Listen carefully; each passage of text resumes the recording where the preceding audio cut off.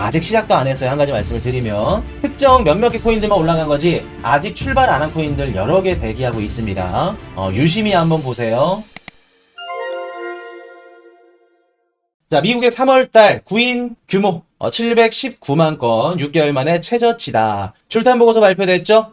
구인 건수가 719만 건으로 발표됐다고 합니다. 그래서 뭐 지금 역사적으로 뭐 낮다 그 정도는 아니고 지금 점진적으로 계속해서 고용시장은 둔화가 되고 있다. 보이시죠? 쭉쭉쭉쭉 떨어지고 있는 거. 이렇게 떨어지는 거는 안 좋다. 이렇게 둔화되는 거는 좋다. 왜? 물가를 잡을 수 있다는 거니까. 고용시장이 조금씩 둔화되면서 연준은 당연히 금리를 내려줄 수 있겠죠. 그래서 보시면은 719만 건 나왔고요. 예상치가 749만 건입니다. 예상치보다 한 20만 건 정도 낮게 나왔고요. 그리고 작년 9월 달이 710만 건이었거든요. 그때 이후에 6개월 만에 가장 낮은 수치라 그래요. 그래서 지금 미국의 고용시장은 점진적으로 둔화 중이다. 나쁘지 않다라고 보시면 되겠습니다. 자, 러트링 미국 상무장관, 한 개 국가와 협상 완료, 승인 기다리는 중. 자, 긍정적인 기사가 이제 곧 나올 예정인데, 일단은 러트릭 상무장관도 그렇고 벤센트 재무장관도 그렇고 한 개 국가가 이제 거의 마무리 단계에 있다. 그쪽 국가의 이제 총리가 사인만 하면 된대요. 그래서 저는 가장 유력한 확률 가능성이 높은 국가가 인도 아니면은 일본일 가능성이 높다. 아마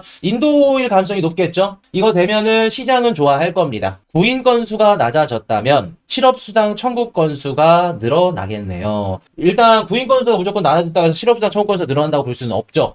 민간에서 이렇게 받아들인 그 통계한 지표들도 있고 정부 기관에서 통계한 지표들도 있기 때문에 이게 뭐 이렇게 나왔다고 해서 무조건 이게 올라간다, 실업수당 청구 건수가 올라간다, 떨어진다 볼 수 없습니다. 다양한 고용 지표 중에 한 가지가 발표됐다. 그렇게 보시면 됩니다. 그래서 이제 조만간 긍정적인 시나리오가 나오지 않을까. 인도가 먼저 나왔다 그러면 중국에 대체할 수 있는 국가로 좀 점 찍어두지 않았을까. 그래서 인도를 최우선적으로 점 찍어서 얘네들과 협상을 한다. 그렇게 보시면 될 것 같고, 일본이다 그러면 역시 일본. 미국과 친하구나. 미국과 아주 가장 우호적이니까 빠르게 협상이 끝났구나. 라고 보시면 되겠습니다. 그래서 인도 아니면 일본이다. 그렇게 보시면 된다. 자, 미국 벤센트 재무장관, 미국 중국 무역협정 체결 여부는 중국 책임이다. 이렇게 장기간 되고 만약에 경제가 깨지더라도 중국 때문이다. 그 얘기 해주는 것 같아요. 그래서 어찌됐든 간에 중국과의 이런 무역 협상들 최대한 빠르게 끝나는 게 좋다. 서로 안 다치는 선에서. 그래서 뭐라고 얘기하냐면 중국이 미국보다 수출량이 5배 많아. 걔네들이 더 힘들걸? 이런 얘기 하는 겁니다. 그리고 골드만삭스 협상 결령실에 중국 수백만 개 일자리가 위협당할 수 있다. 그렇기 때문에 이런 부분들을 얘기했을 때 중국과의 빠른 얘기를 해라, 뭐 암묵적으로 이렇게 동요를 하는 것도 있을 거고, 이런 기사들을 우리가 어느 정도 예상을 해볼 수는 있겠다.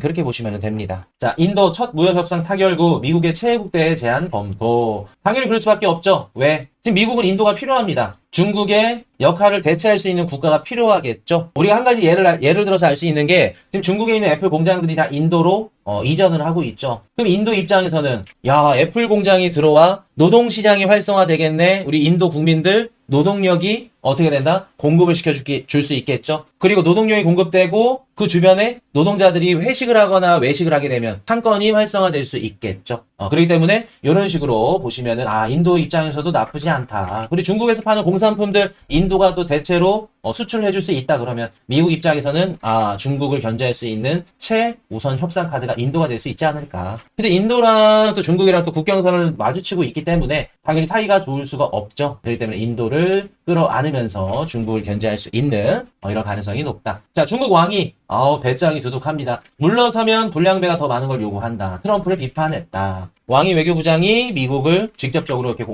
우리는 질 수 없다 라는 얘기를 하면서 뒤에서는 무슨 얘기 나오고 있는지 몰라요. 아마도 샤바샤바 하고 있지 않을까 라는 생각을 해봅니다. 그래서 중국도 지금 쉽지 않아요. 경제 상황이 쉽지 않고 미국도 좋지 않은 상황이기 때문에 서로 빨리 끝날 가능성이 높다. 자, 트럼프가 캐나다 총선 뒤집었다. 관세 전쟁 맞선 집권 자유당 승리. 자, 이거 한번 다뤄볼게요. 여러분들, 제가 캐나다가 미국과 전면전을 펼칠 겁니다. 요런 거 얘기하시면서 코인유신이 무역전쟁이 좀 세지는 거 아닌가요? 확장되는 거 아닌가요? 걱정하시는 분들 많았죠? 근데 제가 거기다 뭐라 그랬어요? 아닙니다. 4월 말에 캐나다에서 정치적인 큰 행사가 있고 총선이 있기 때문에 당연히 캐나다 총리는 수장은 미국에 대해서 강경하게 세게 말할 수밖에 없습니다. 그리고 그게 정치적으로 굉장히 큰 영향을 줄 겁니다. 라고 말씀을 드렸죠. 실제로 뒤집었습니다.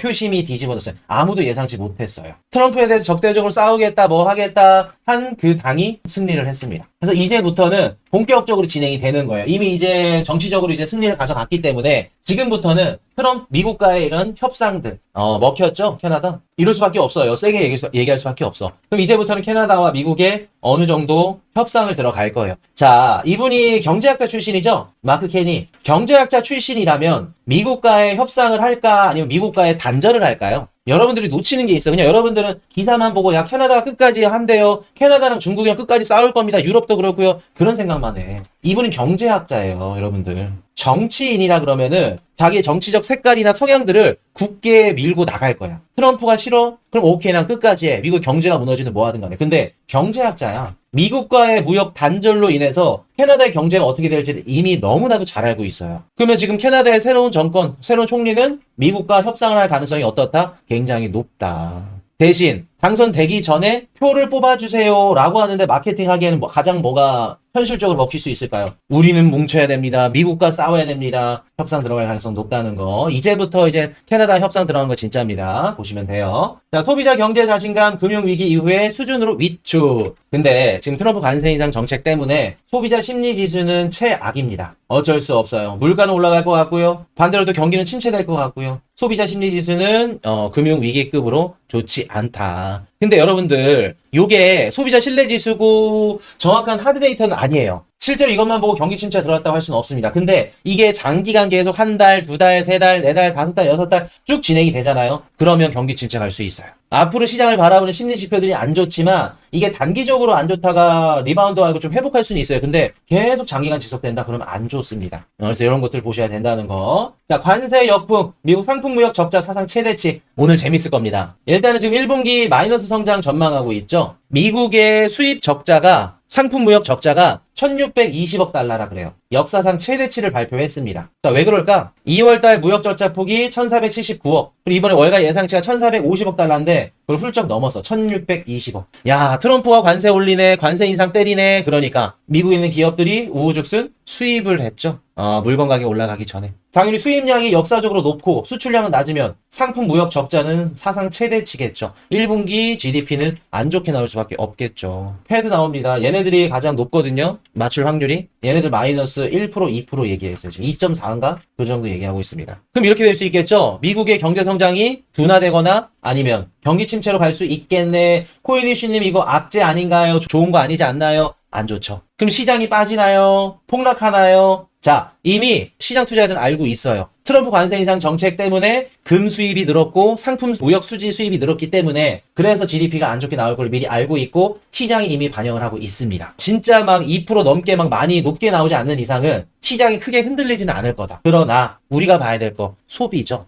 소비. 헤드라인 GDP 안 좋게 나올 수 있어. 근데 소비가 낮게 나와. GDP 세부 내역 중에 소비가 진짜 많이 꺾였어. 그러면 시장은 빠질 겁니다. 그리고 이따가 이제 GDP 통계 요거랑 연말 열총 이제 줄 수 있는 시점 좀 말씀을 드릴 건데 만약에 이번에 소비가 안 좋게 나오잖아요. 안 좋게 나올 가능성 있어요. 그 안 좋게 나오는 이유가 뭐냐면 주식 가격 하락이에요. 그리고 만약에 소비가 괜찮게 나왔다. 그러면 주식 가격 하락을 뭘로 상쇄했다? 트럼프 관세 인상 전 선소비, 선수입 플러스 손소비가 주식 가격 하락을 상쇄시켰다. 그렇게 보시면 됩니다. 그래서 요거 이게 또 소비도 소비인데 정부 지출을 얼마나 썼냐 이것도 관건이 될 거예요. 그리고 기업들 소비도 그렇고. 근데 가장 중요한 건 미국인들 소비에 뭐가 영향을 차지할 거냐면은 주식 가격이에요. 이거 어떻게 나올지에 따라서 앞으로 또 시황 정리도 한번 해드릴게요 또. 자, 그래서 지금 미국 GDP가 이제 발표되는 거 분위기는 지금 좋지 않다는 거. 자, 화난 트럼프 베이조스에 전화한다. 논란 아마존 관세 가격 표시 철회. 자, 제프 조이스 아마존 CEO가 뭐를 했냐면 아마존 상품 가격에다가 바로치고 이거는 관세 인상 때문에 오른 가격입니다를 표기한다 그랬어요. 그랬더니 트럼프 열받죠? 야, 너 미쳤어?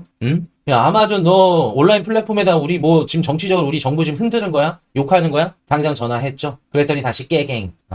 근데 알고 계셔야 됩니다. 지금은 미국의 빅테크 기업들이 트럼프랑 사이가 좋지만 1기 때만 하더라도 저커버그부터 시작해서 제프 베이조스 이런 애들 다 어떻다? 트럼프랑 사이가 안 좋아요. 앙금이 남아있는 상태예요. 서로 다치기 싫어서 이렇게 지금 연락하고 친한 척 하는 거지 아직은 앙금이 남아있는 상태라는 거. 그래서 요거는 일단은 아마존 가격 그 주가도 이제 장중에 한 2% 가까이 빠졌다가 다시 반등을 했는데 이런 식으로 지금 올라왔다는 거. 오늘 멤버십 방송 들으신 분들 복습 한번 해볼게요. 제프 베이조스가 트럼프한테 이렇게 하는 이유 이제 좀 이해되시죠? 그동안 20년 넘게 어떻게 돈을 벌어왔고 어떻게 해요? 이런 구조들을 만들어 왔는데 네가 이렇게 한순간에 바꿔? 그럼 월스트리트 얘네들은 기관들은 당연히 이런 식으로 반발심을 표출하겠죠. 이제 좀 이해되시죠? 오늘 들었던 거. 자, 비트코인 현물 ETF 8일 연속 순유입, 이더리움도 4일 연속 순유입. 좋습니다. 이더리움 비트코인 ETF에 자금이 유입된다는 건 미국에 있는 기관들도 위험성 자산 시장에 배분을 하기 시작했구나. 밸류를 주기 시작했구나. 그렇게 보시면 됩니다. 자, 최근에 AI 관련된 암호화폐 토큰 급등, 암호화폐 시장 동반 상승 영향. 여러분들 최근에 알트코인 불장 강의 그 코인들, 거기 속한 코인들 들어가가지고 수익 보신 분들 계시죠?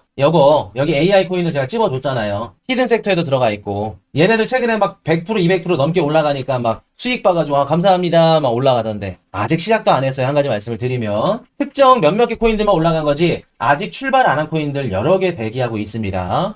유심히 한번 보세요. 진짜 매력적인 미국계 솔라나 베이스 체인 생태계 코인들 16개 담아놨습니다. 이번에 장이 살짝 추세가 바뀌고 반등 나오니까 왜 알트코인 불장 조금만 강의 코인인지 이제 나오죠? 제가 왜 집어들었는지 이해가 가시죠? 이제 본격적으로 시작이라는 거 아직 회복도 못했습니다. 이제 시작이에요. 강하죠?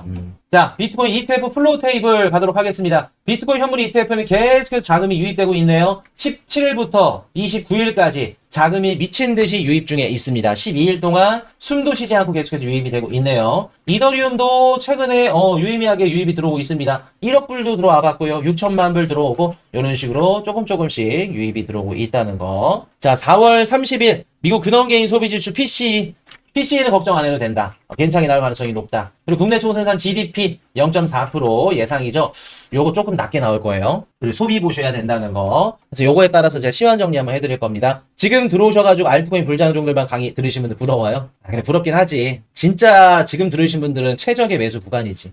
진짜 저렴하게 그냥 앉은 자리에서 몇백 프로 먹는 거죠. 근데 미리 매수하신 분들도 괜찮아요. 괜찮습니다. 조금씩 본인들이 이젠 포트폴리오 100% 중에 30% 넘지만 않았다 그러면 조금씩 물 타더라도 금방 회복해.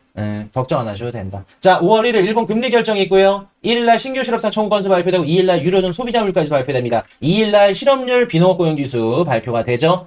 이거 걱정 안 하셔도 될 것 같다. 크게 5월 8일 연준 금리 결정 동결하지 않을까 싶습니다. 근데 금리 인하 발언을 해줄지 안 해줄지 그거 봐야겠죠. 미국 CPI 5월 13일 날 발표되네요. 이거 중요하죠. 여러분들 5월부터는 미국 물가 중요하게 보셔야 돼요. 미국 CPI 중요하게 보셔야 된다는 거. 소매 판매도 좀 중요하죠. 소매 판매 뭐 나쁘지는 않을 것 같다. 웬만치는 할 것 같다. 5월 15일 생산자 물가 지수 PPI도 중요할 거고. 그래서 이렇게 보시면 됩니다. 5월달 물가 지표들, 각종 지표들 중요하다는 거. 빠진 거 없나 말씀을 드리고, GDP 한번 발표되는 거 보고 말씀을 드릴게요. 자, 그리고 또 번외로 트럼프가 자동차 관세 낮춰주겠다고 방안 발표했죠? 아마 미시간주에다가 거기다가 이제 발표하는 거 딱 봤을 때 보여주기식 정책인 것 같아요. 자동차 공장 많으니까 거기다가 관세 안 할게. 아무튼 정치적으로 이런 좀 스탠스들 보시면 된다는 거 말씀을 드리고, GDP 나왔겠다. GDP 잘 나왔나 본데? 마이너스 0.3. 나쁘지 않네요. 헤드라인 지표는 나쁘지 않다. 마이너스 0.3. 크게 꺾이지 않았다. 괜찮네요. 나쁘지 않네요. 마이너스 0.3이면. 근데 이제 한 가지 조금 아쉬운 건 5월 8일날 연준에 좀 이대로만 간다 그러면 연준의 좀 긍정적인 이런 멘트들을 조금 기대를 못 해볼 수도 있지 않을까. 제일 좋은 건 베이스는 소비는 견고한데 물가가 조금 하락한 거. 물가는 그대로인 거. 물가가 많이 튀었다고.